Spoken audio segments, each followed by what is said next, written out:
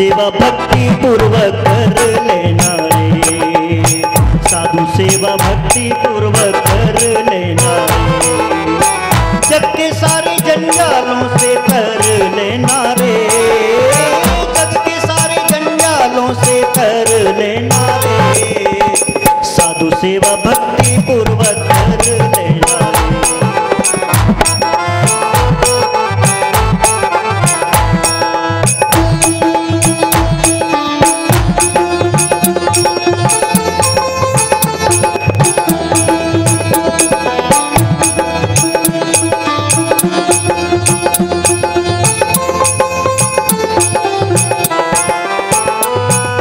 यश बुद्धि लक्ष्मी वृद्धि साधु हस्त समाई, यश बुद्धि लक्ष्मी वृद्धि साधु हस्त समाई, मानव होकर सेवा करके कर लो यही कमाई, मानव होकर सेवा करके कर लो यही कमाई, साधु के चरणों में रह लेना रे, साधु के चरणों में रह लेना रे, साधु सेवा भक्ति पूर्वक कर लेना रे, साधु सेवा भक्ति पूर्वक कर लेना रे, साधु सेवा भक्ति पूर्वक कर लेना रे।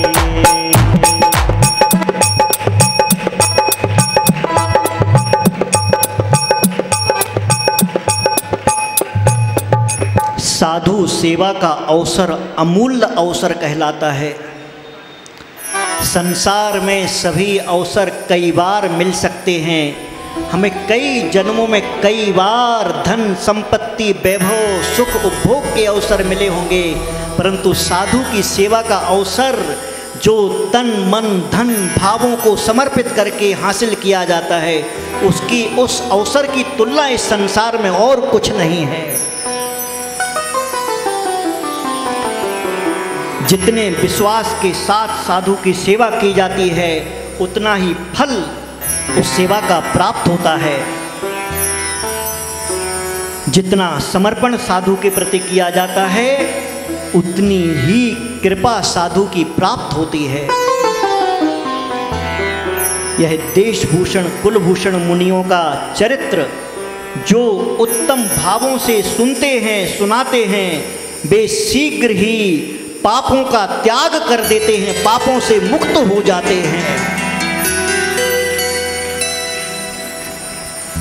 राम को चरम शरीरी जानकर सभी राजाओं ने जय ध्वनि के साथ नमस्कार किया। वहाँ के राजा ने नगर चलने की बात कही कि आप चलिए, हमारे नगर चलिए। आपने हमारे नगर में उपसर्ग दूर करके दो दो मुनिराजों जिन्हें केवली पद प्राप्त हुआ है, ऐसे मुनियों की सेवा की। आप धन्य हैं, आप महान हैं, आप हमारे नगर चलिए, आप हमारे घर चलिए। राम मना कर देते हैं। तब वह राजा उसी कुंथलगिरी पर्वत पर अनेक प्रकार के तंबू, अनेक प्रकार की व्यवस्थाएं, भोजनशालाएं करवा देते हैं, और उसी पर्वत पर पुण्य की चर्चाएं करने वाली गोष्ठियां चल रही थीं।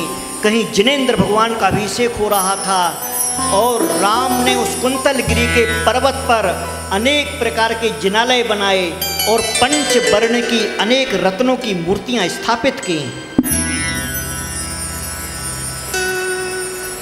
एक दिन राम ने लक्ष्मण से कहा,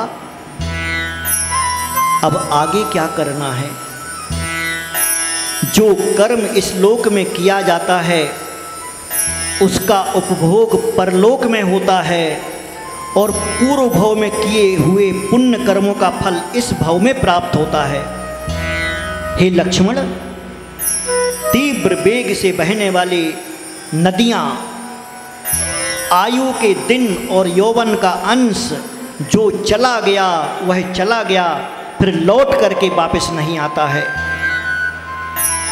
चलो अपन अब यहाँ से कर्णरवा नदी के उस पार समुद्र के किनारे घर बसाएंगे। वहाँ भरत की आज्ञा का प्रवेश नहीं है।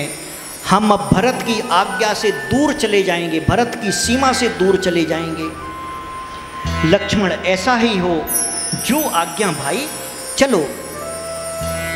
वे तीनों वहाँ इंद्र सदृश भोगों को छोड़ करके निकल जाते हैं। अनेक ग्रामों नगरों को पार करते हुए वे कर्णरवा नदी के समीप फल फूलों से युक्त एक वृक्ष के नीचे बैठ जाते हैं। उस वृक्ष के नीचे बैठते हैं और नदी के जल में क्रीड़ा करते हैं। क्रीड़ा करने के बाद फिर पके हुए मधुर फल तथा फूलों का उपभोग किया। वहाँ पर लक्ष्मण ने अनेक प्रकार के पत्तों के, मिट्टी के, बांस तथा अनेक प्रकार के बर्तन तैयार किए। उपयोगी सामान शीघ्र ही बना लिया। सीता ने स्वादिष्ट सुंदर फल और धान से भोजन बनाए। एक दिन अतिथि परीक्षण के समय सीता ने सहसा सुगुप्ती और गुप्ती मुनिराज को आकाश में देखा, दूर। ऐसा आते हुए, ऐसा वह देख करके एकटक रह जाती है। वे मुनि मासोपवासी थे, 3 ज्ञान के धारी थे और आकाशगामी थे। उन मुनिराजों को देख करके, उनके सुंदर रूप को देख करके, उन्हें देख हर्षित हो रोमांचित सीता ने कहा, हे नरश्रेष्ठ, देखो देखो देखो, वो देखो, तप से क्रस युक्त पे थके हुए से मुनिराजों को देखो। राम कहते, क्या क्या? हे प्रिय, प्रिय कहाँ देखूं? हे साध्वी, हे पंडिते, हे कमल लोचने, मैं किसको देखूं? तू क्या बोल रही? क्या देखूं? क्या देखूं? तब वह देखो देखो देखो, वो वहां वो निर्ग्रंथ मुनि आ रहे, देखो वो सामने से, वो आकाश से नीचे उतर रहे हैं, वो निर्ग्रंथ मुनि नीचे उतर रहे हैं। अरे कहाँ हैं वे मुनि जिनके देखने से भक्त मनुष्यों का चिर संचित पाप क्षण भर में नष्ट हो जाता है? सीता कहती, देखो ये आ गए सामने, ये सामने आ गए। उन दोनों मुनिराजों को देख करके कहते हैं, राम और सीता दोनों उन मुनिराजों का नवदा भक्ति पूर्वक, बहुत श्रद्धा भाव से, प्रसन्नता से, आनंद पूर्वक उनका पड़गान करते हैं। हे स्वामी नमोस्तु नमोस्तु नमोस्तु, हे स्वामी नमोस्तु नमोस्तु नमोस्तु, अत्र अत्र तिष्ठ तिष्ठ तिष्ठ, नमोस्तु भगवान। 3 प्रदक्षिणाएं देते हैं उन मुनिराजों की और उन्हें वहीं पर बिठालते हैं और फिर पाद प्रक्षालन करके, पूजा करके उन्हें नवदा भक्ति पूर्वक आहार देते हैं।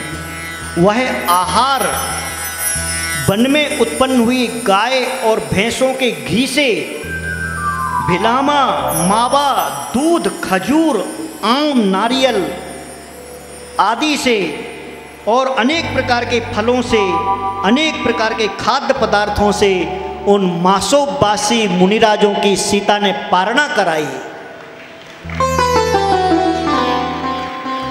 और भावपूर्वक सम्मान किया।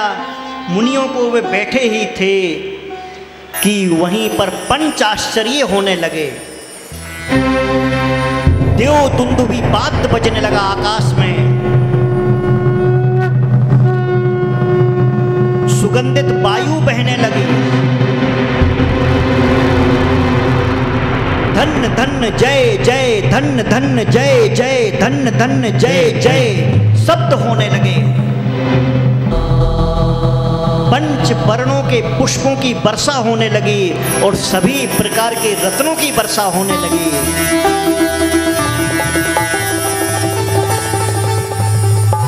मुनियों के आहार के प्रभाव से वहां पर पंचाश्चर्य संपन्न हुए। वहीं पर वृक्ष के अग्रभाग पर एक बैठा हुआ गृध्र पक्षी यह सब देख रहा था और मुनियों को देख करके उसे पूर्व भव याद आ गए। कर्मोदय से वह विचारने लगा, उसे पश्चाताप हुआ, मुझ अविवेकी को धिक्कार हो, मैंने पापों को अर्जन करने वाला बैरियों के कहने से धर्म का त्याग किया, मैंने मुनियों को कष्ट दिया था और उसके परिणाम स्वरूप मैंने गुरुओं का उपदेश नहीं सुना, पापियों का उपदेश सुना। मेरी इस पर्याय को धिक्कार है मेरी इस पर्याय को, और इसीलिए मेरे लिए इस कुयोनियों में जन्म लेना पड़ा।